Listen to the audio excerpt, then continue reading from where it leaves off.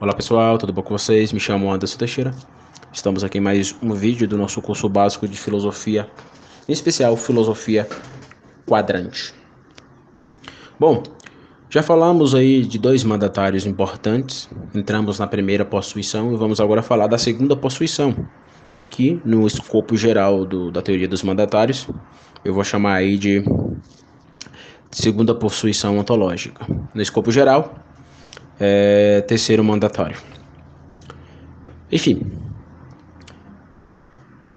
tudo é dado em regulação, assumindo aí a antecipação do mandatário daquilo que é dado enquanto ontotrinitatis, e tudo que é dado ontotrinitatis possui uma aptidão para existir de modo insistente.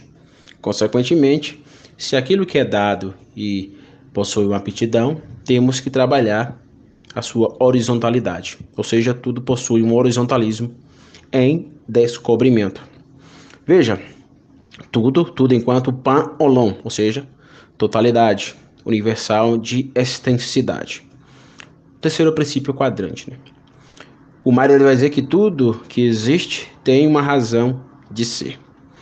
E quando nós observamos a teoria do acatamento, nós observamos que a forma que as coisas possuem, quando eu uso a minha razão e intuição sobre o mundo das coisas, eu percebo que aquela rilé possui uma formalidade. Claro, eu vou perceber a forma na primeira, ou seja, a dimensão geometrizante, quando eu uso a minha racionalidade, porque a razão tende ao extenso enquanto homogêneo, enquanto dimensão extendere. E a minha intuição vai perceber o, as dimensões partesiais, as partes, ou seja, o heterogêneo que eu vou intuindo. Porém, quando eu olho para as coisas na primeira, de modo acatamentativo, eu percebo uma matéria que possui, de modo próter, uma formalidade vestindo aquela materialidade. Aqui nós observamos que a luz é importantíssima.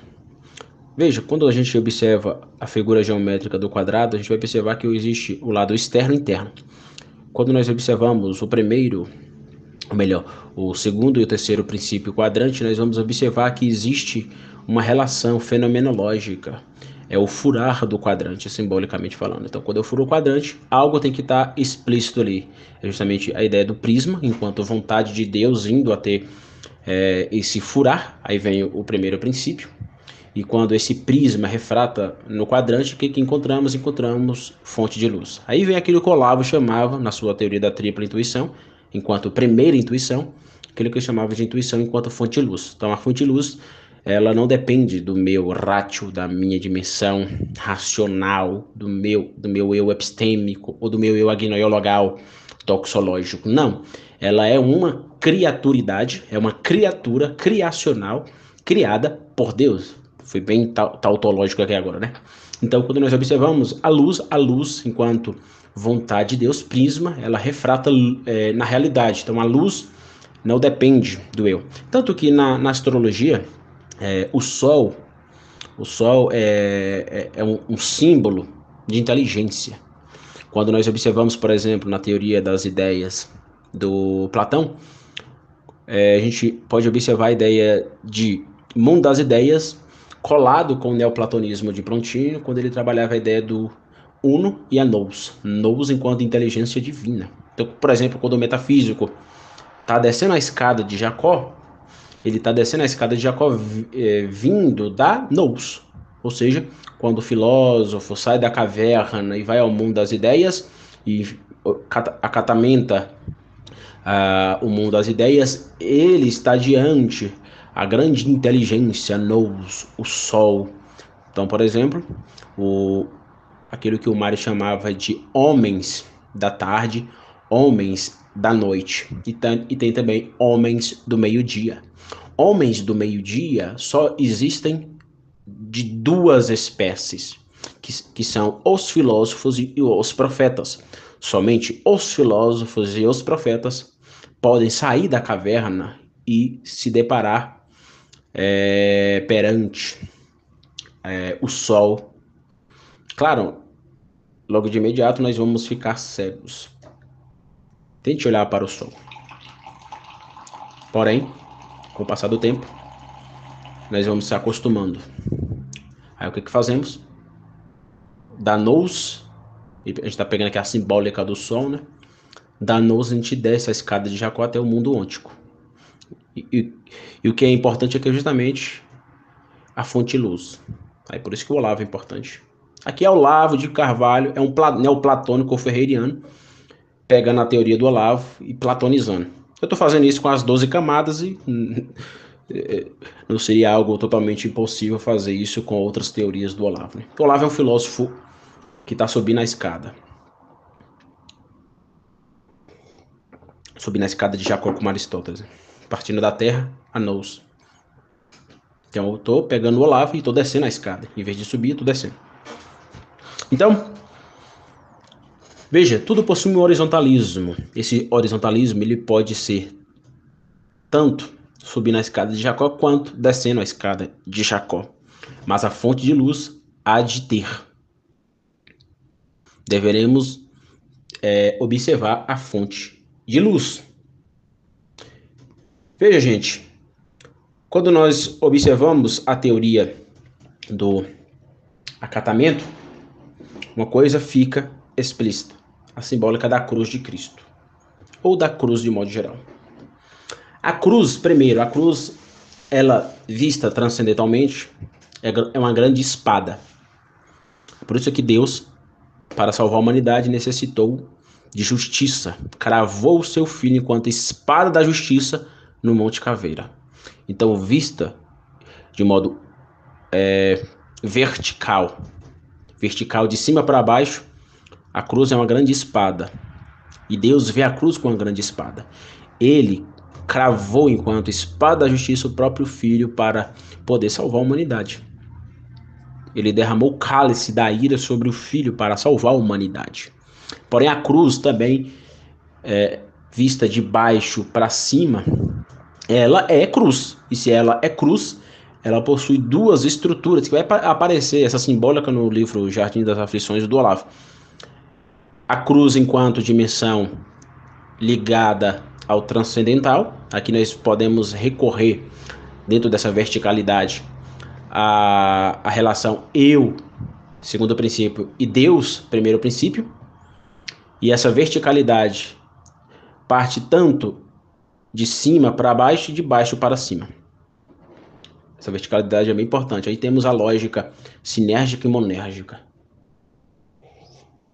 Dito isso, quando nós observamos a cruz e a sua verticalidade, seja de baixo para cima ou de cima para baixo, nós observamos que é impossível olhar para a horizontalidade da cruz, sem a transcendentalidade. Ou seja, diante a horizontalidade, o horizontal é o quê? É aquilo que nós patenteamos. Então, o horizontal precisa ser transpassado pela verticalidade transcendental. É a simbólica da cruz. Então, se tudo possui horizontalismo e descobrimento, só o possui por causa do transpassamento dessa verticalidade de cima para baixo, transcendental ou transcendente. Transcendental. Eu vou usar o termo aqui transcendental, esqueça agora de filosofia moderna, filosofia kantiana, até filosofia doiverdiana, né? Vou usar transcendental aqui no sentido teológico, gente. Pode ser que apareça algum inteligentinho aí, algum boado, se você está usando o conceito transcendental, eu estou usando o conceito transcendental, já vou deixando claro aqui, antes que se algum analfabeto funcional venha falar merda. Estou usando o conceito transcendental aqui não no sentido moderno, kantiano, doiverdiano, neocantiano.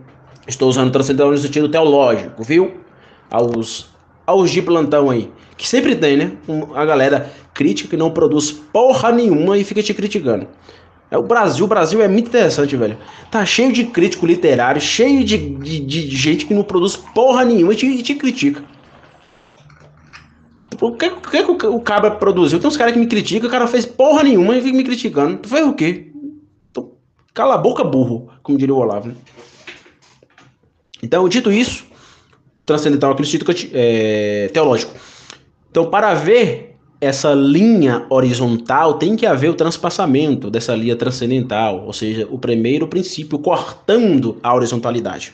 Então, se tudo possui um horizontalismo e descobrimento, ou seja, se tudo, como diria o Mário Ferreira Santos, se tudo existe, tem que existir com alguma razão, ou seja, tudo que existe tem uma razão de ser, esse ser é Deus. Esse ser é o primeiro princípio quadrante. Compreenderam? Então vamos continuar. Então a lógica da cruz aparece aqui. Aparece aqui. Veja, quais são aqui os aspectos ferreriano, doiverdiano e aristotélico que, enquanto função puxante, puxa esse horizontalismo e descobrimento que na simbólica da cruz é transpassado pela verticalidade transcendental. Quais são os aspectos? Primeiro, a lógica. E lógica aqui no sentido doiverdiano, viu, gente? Porque para Doiver a lógica é refratada no eu.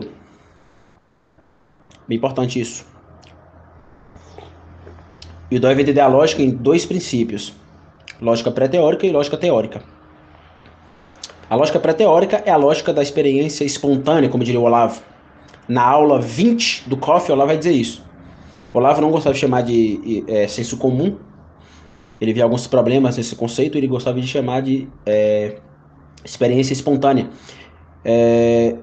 Experiência espontânea aqui é bem na pegada do Thomas Reid. E o Doiver também vai assumir. A filosofia do Doiver é uma filosofia que parte da experiência espontânea. Não há como teorizar sem a experiência espontânea. Diferente de muitos filósofos que querem se separar da realidade aqui e agora, o Doiver, por exemplo, é um filósofo que assume a realidade concreta aqui. Ou seja, no livro No Crepúsculo do Pensamento Ocidental, ele diz o seguinte, que todo pensamento teórico que negligenciar o pensamento pré-teórico, ou seja, aquilo que o Olavo vai chamar de experiência espontânea, aquilo que o Thomas Reid vai chamar de realismo de senso comum, a experiência primeira, aquilo que é dado na primeira, como diria Russell, o pré-doado natural. Todo pensamento teórico, seja ele científico ou filosófico, que negligenciar essa dimensão, vai incorrer em erro. Eu percebi isso, por exemplo, no pensamento do Pierre Bourdieu. Ele negligenciava, ele até criticava o senso comum. Então, quando vê essa galera falando, isso é senso comum, mande esse cara catar coquinho. É um burro, porque não tem como produzir nada sem a experiência aqui e agora, sem o espontâneo, sem o pré-teórico. Não negligencie a realidade primeira. Então,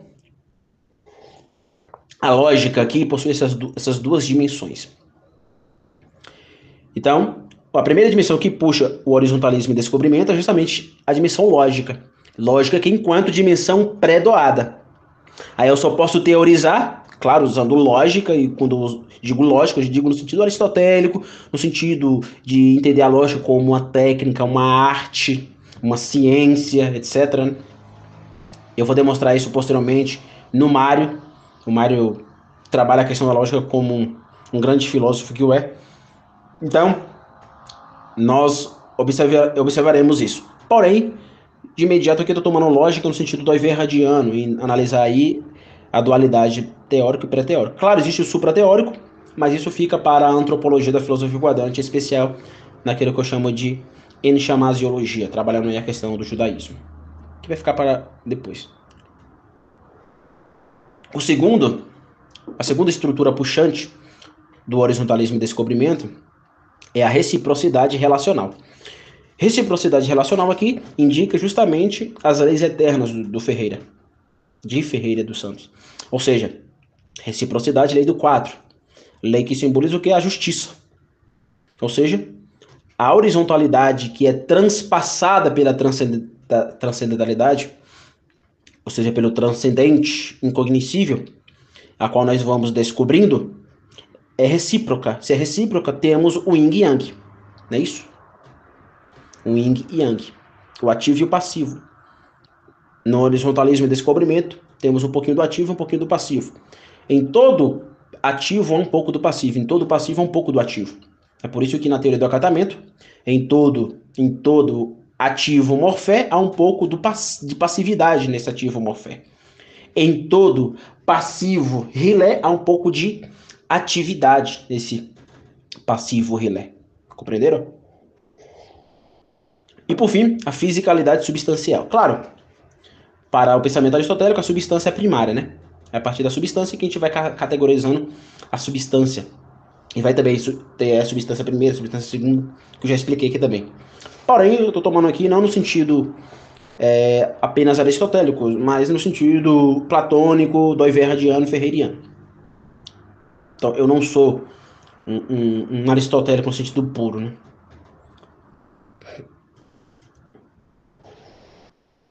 Então vamos lá, né? Descobrimento.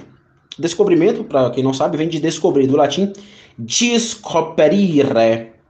Descoperire diz respeito a uma inteligência, ou seja, a inteligência possui um descobrir relacional. E esse descobrir de relações ou relacional indica o quê? Indica uma investigação contemplativa. Aí vem aquilo que o Olavo chamava da contemplação amorosa.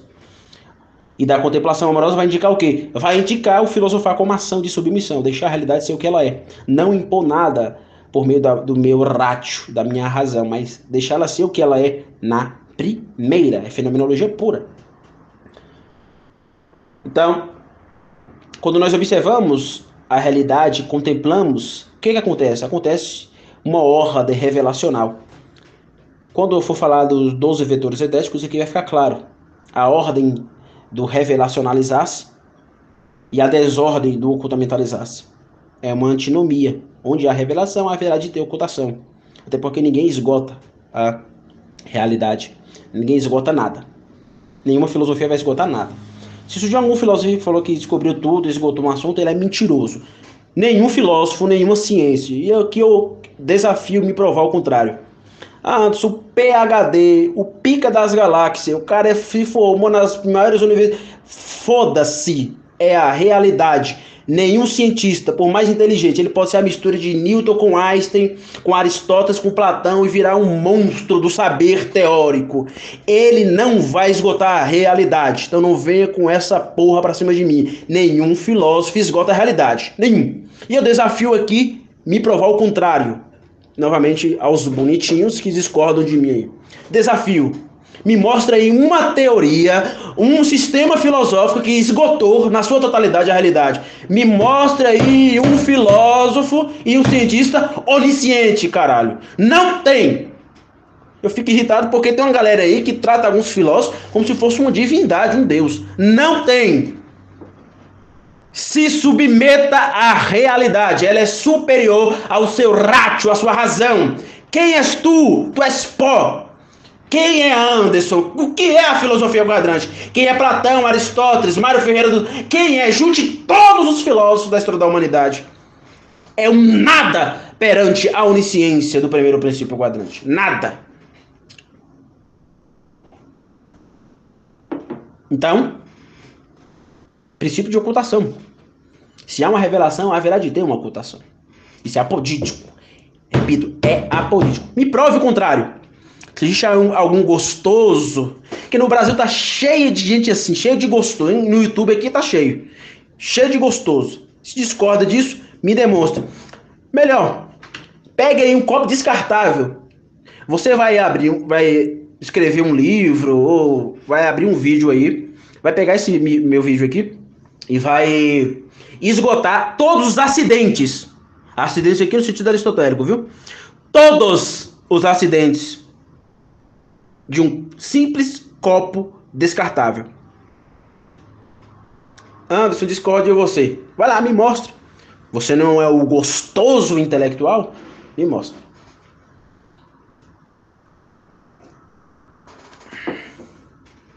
Vamos lá. Então, o horizontalismo em descobrimento vai lidar justamente com o eu indo na coisa de modo interno. Lembra que eu falei para vocês? O furar do quadrante, que furar enquanto símbolo, viu, gente? É um símbolo. Quando eu digo quadrante sendo furado, eu vou usar lá a seta furando o quadrante. e vai encontrar o quê? A luz. Luz que veio da vontade de Deus, prisma. Quando esse prisma, enquanto a vontade de Deus refrata dentro do quadrante, o que temos? A luz, que vai ser luz no olho e luz na coisa. Primeira intuição da tripla intuição do Olavo. Então, o que encontramos aqui? O descobrimento em linha vertical, que vai depender, lembrar da simbólica da cruz, da transcendentalidade transpassando a horizontalidade. Ou seja, a transcendentalidade vertical transpassando o horizontal existencial existente. Então, o descobrimento depende de uma linha vertical. Então, o descobrimento é o mesmo que desacortinar, descobrir, remover, tirar o que cobre, desacobertar. É o eu, enquanto horizontalismo em descobrimento, indo até a realidade micro-macro. E eu vou como? Eu vou a conhecendo, enquanto imagética, imagens, vou atendo enquanto terecimento aqui agora, onde eu vou acatamentabilizando a forma do mundo das coisas, de modo relacional. Por isso, reciprocidade é relacional, pitagoricamente falando, a partir do Mário, da década sagrada. Então, aqui vem a tríade gnoseológica, né? Conhecer, ter, relacionar. E o ter aqui, enquanto conceito intermediário, depende do quê? Depende da realidade. Esse ter aqui depende de outra tríade, que é a tripartição do ser. Ou seja, tripartição do ser é ser ente, ser intermediário, ser sujeito. Eu já falei disso aqui também. Então, quando nós observamos a lógica, repetindo, né? A lógica possui um lado agnoiologal, enquanto lei, aí eu vou usar a minha intuição, e um lado normativo, uma lógica normativa, norma que no sentido verdiano, enquanto episteme. Aí existe o que? Existe aqui, é Platão falando na minha mente, uma metese, uma participação da intuição e da razão, do intuitum e do ratium. Lei, norma, lei. Agnoia, episteme, agnoia. Então, quando nós observamos a lógica, devemos observar o logicismo enquanto raciocínio de reflexão, o logisticon, que é a parte racional da alma, enquanto ele chamar, o logos, que é a palavra, o discurso, o argumento, a noção, que o ratio deve ter, e aqui nós podemos dialogar justamente com o pensamento de Olavo de Carvalho. Existe um logos nos discursos. Esse logos é cinemático. E há também o logísticos, que é a lógica no sentido do verdiano. Então, reciprocidade, repetindo, lei do 4, diz respeito à correspondência mútua, à mutualidade, eu indo à realidade, e a realidade vindo até o meu eu, né? E essa realidade vindo até o meu eu, a gente vai trabalhar em outro mandatário. Essa fisicalidade é o anticoente real acatamentativo, e a substancialidade é aquilo que eu já assumi naquilo que é dado. Porque se eu estou assumindo fisicalidade, é porque eu estou assumindo o primeiro mandatário, aquilo que é dado. Compreenderam? Ficou claro? Pode ser que eu tenha que desenhar futuramente isso aqui, né? Agora vamos falar da policromia. Então, falamos na ontologia da filosofia quadrante, temos aí a lei do zero, que possui o meon e o nada é relativo, que é Ferreira dos Santos, né? Enquanto teoria da prefixação, temos a inexistência, assistência, enquanto retrocipação, inexistindo, princípio de nulidade, lei do zero. E quando Deus cria a realidade tirando tudo do meon, tirando tudo da nulidade inexistente, da sua nous, e emanando, já que é prontino, emanando sobre a realidade existente e dando determinabilidade para aquilo que existe aí enquanto regulação trinitatis, porque Deus criou tudo a partir da sua natureza. Não é a divinização da realidade, né? Transformar a realidade em primeiro princípio. Não é isso. Então, se existe uma assistência enquanto lei da unidade, dada em regulação trinitatis, há também um prótos policromático substancial. de latência sufixante. Logo, temos também a aptidão para existir em possuição primária. Aí vamos ter o defteros policromático, que eu vou chamar de ignorantia latente sufixante. A ignorância enquanto lei fenomenológica é um princípio bem importante. E agora, o horizontalismo e descobrimento vai trabalhar justamente a possuição que eu vou chamar de tritos policromático. Então existe o protos enquanto primeiro, o defteros enquanto segundo e agora o tritos enquanto terceiro. Terceira policromia, que é a circunstância. Circunstância enquanto circunstância latente sufixante. É uma sufixação ômega, porque o alfa é prefixante. Ou seja, Mário Ferreira dos Santos e sua teoria da sistência. Então vamos falar um pouco da terceira cor policromática de sufixação ontológica de latência circular. Eu vou dialogar aí com Ortega y Gasset, Julián Marías, Leibniz e Louis Lavelle. Então, gente, a circunstância é aquilo que chamamos de tritos aqui, terceiro. Ou seja, tritos policromáticos de círculo de latência senciente. A gente poderia usar aqui o aritmos poiar esquecem, ou seja, a relação. A numeração aqui relacional. Lidar com a policromia do círculo de latência é lidar com a circunstância. E a circunstância possui 3 aspectos: cenário res, condição cercativa e fato inerente à sua natureza. Ou seja, uma tríade, né? Cenário res circunstancial é lidar com o fato inerente à sua natureza. E que fato é esse? A veritas, a verdade, a emuná, a aletheia. O próprio cristianismo é uma circunstância factual dialética. Não é mera ideia ou episteme, é verdade na carne. Jesus Cristo, o verbo que se fez carne. Então, do latim, circunstantia, circum significa ao redor, por aí. É um indeterminante fugitivo. Por que fugitivo? Nos foge. E instância, de stare, significa estar de pé. E estar de pé aqui como? Estar de pé numa horizontalidade. Então, circunstância é um conceito metafísico que o filósofo espanhol Ortega y Gasset usou. Então, para ele, o conceito é imponente, porque trabalha, primeiro, parte da realidade unida com minha personalidade. Aí vem aí a gonologia, personologia, vivenciologia, potenciologia, imortalidade, né? Ou seja, a quinariologia da filosofia quadrante. Segundo, é o entorno, esse entorno que está de pé, é o entorno onde o meu eu vai, ou seja, é o indo existencial. Posteriormente, nós vamos falar do vindo, nos próximos mandatários e nas próximas policromias.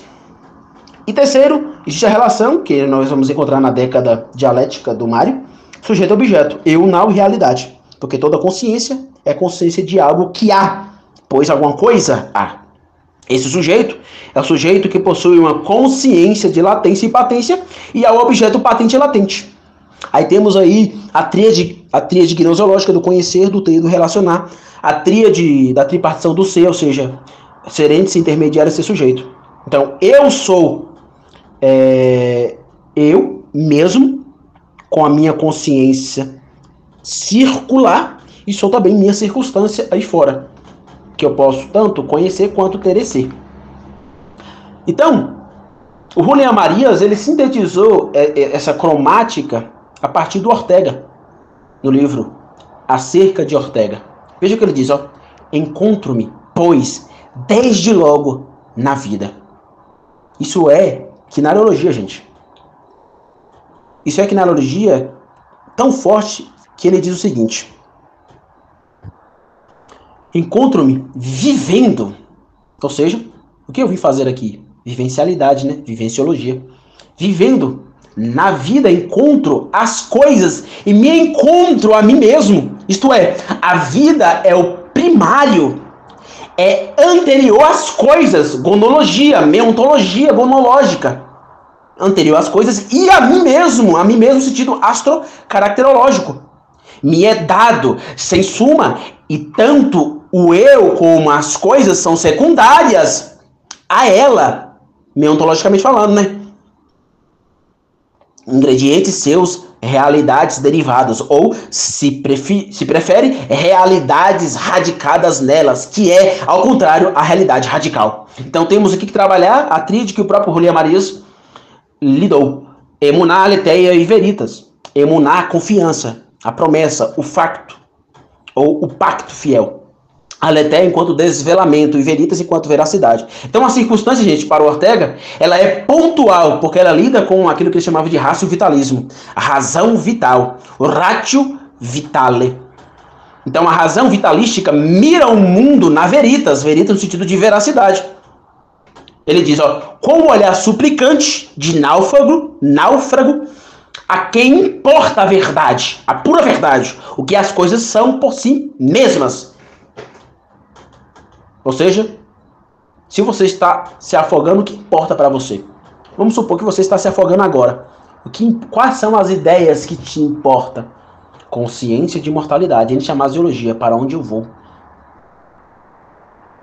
Então veja, para o Julián Marías, a função da verdade é a de pôr a descoberta o que as coisas são. Transcender toda mera aparência. Veja, isso é filosofia, gente. Sem o senso de eternidade, não há como ter o senso da realidade.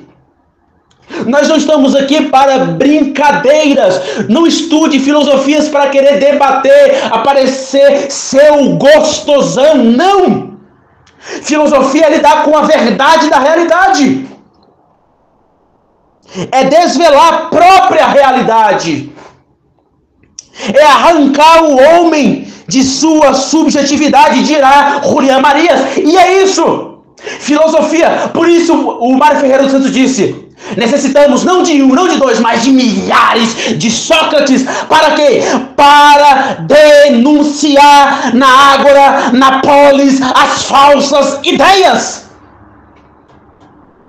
Denunciar as heresias filosóficas. Para isso, necessitamos do senso de eternidade, do transcendental. O que a gente encontra no Brasil? Não, eu vou estudar filosofia para debater, ser o gostosão intelectual. Você não entendeu o que é filosofia.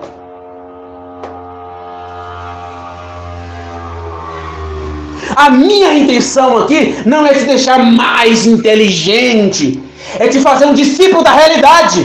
Dane-se a filosofia quadrante. Dane-se. Tomar, não, Anderson, eu não acredito em nada que você diz aí. Tá tudo errado, mas pelo menos eu me abri à realidade. Bingo, aqui tá o ponto. Não precisa acreditar em nada, em nenhuma ideia que eu estou propagando aqui, mas se ao menos você se abrir à verdade da realidade e sair do subjetivismo, do imoralismo, da nulidade, sair do sensualismo, sair do kantismo, do nietzschianismo, da filosofia moderna, bingo, aqui está o ponto. Fiz o meu trabalho, discípulos da realidade.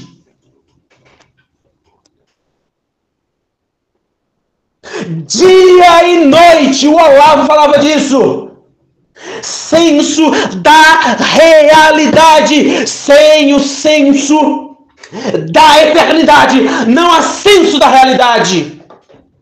Pouco me importa filosofia quadrante, pouco me importa minhas ideias, é um nada perante o transcendental. Então, meu ponto é, se abra para a realidade. Eu estou filosofando para isso, para que meus alunos se abram para a realidade. Eu não estou preocupado em ter discípulos, em ser conhecido. ficar famoso. Dane-se tudo isso. Pode ser que eu morra no ostracismo, pode ser que ninguém me conheça. Dane-se. Mas se ao menos uma pessoa, duas, três, se abrir a realidade a partir daquilo que eu estou dizendo na filosofia quadrante, eu fiz o que Deus me vocacionou. É por isso que eu não vejo diferença do púlpito para esse aqui. Eu sou protestante, quando eu estou ministrando, eu não vejo diferença nenhuma com o que eu estou fazendo aqui e com lá. Quando eu estou lá, ministrando, pregando, pouco me importa minhas ideias. Pouco me importa que eu desapareça, que eu suma. Que todos os livros que eu venha escrever na minha vida sejam nada. Mas se ao menos uma pessoa se abrir à verdade da realidade e deixar a verticalidade transpassar o seu horizontalismo e descobrimento, aqui eu ganhei a minha vida nessa vida temporal.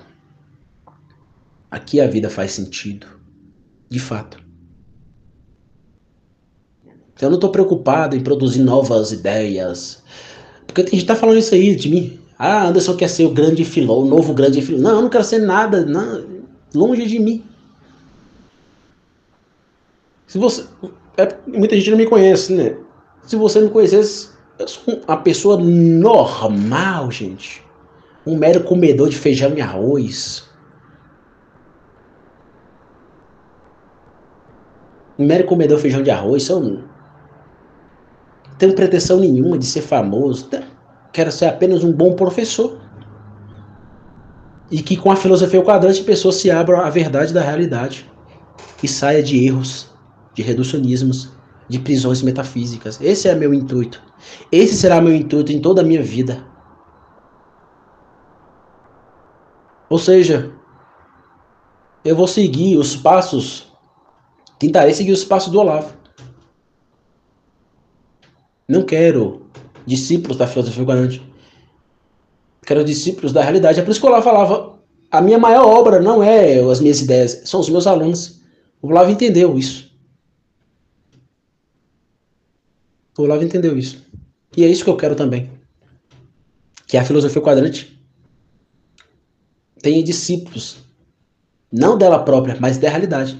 Que ela seja uma porta, um óculos para as pessoas ir até a realidade. Eu não tenho grandes pretensões. Sabe qual é a minha grande pretensão? É essa, que a pessoa se abra para a verdade da realidade, que ela sirva apenas como uma introdução e que faça a cama para Mário Ferreira dos Santos, para Doive, para Aristóteles, para Olavo de Carvalho. É isso. Se daqui 1000 anos falarem, tem um estudante de filosofia que escreveu obras introdutórias para introduzir o Mário Ferreira dos Santos, tá de bom tamanho. Eu quero que a grandeza do Olavo e do Mário, dos grandes filósofos que me influenciam, apareça. E que sirva como uma introdução àquilo que de fato é grande. E o Olavo e o Mário são grandes. E agora estou falando enquanto brasileiro. Esse é meu intuito. Que ao introduzir o Mário, o Olavo, o brasileiro se abra à verdade da realidade e saia do erro. E que Deus seja exaltado por meio da sua cruz. Porque ele se fez carne. Deus habitou entre nós. É aquilo que o Olavo dizia. Ter senso da eternidade. Porque sem o senso da eternidade não há senso de realidade. É simples. É isso.